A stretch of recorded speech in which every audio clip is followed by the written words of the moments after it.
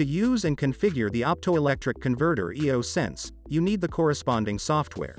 You can download it from the Kapteos website, or from the Documentation and Software tab. You have to download the eoSense software and its corresponding USB driver ZADIG. You must have administrator rights to install both software and driver. Run the executable file eoSense and follow the steps. After the installation, connect the optoelectric converter eoSense to the computer thanks to the supplied USB cable.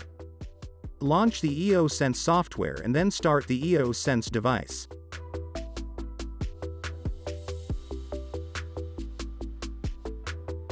Wait until the blue LED flashes.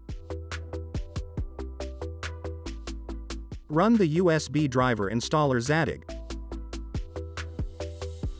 Select the port corresponding to the eoSense.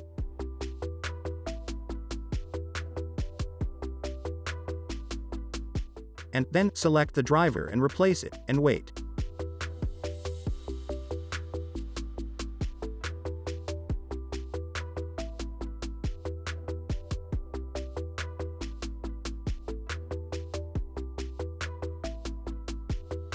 You can close ZADIG and your device is now ready to be configured.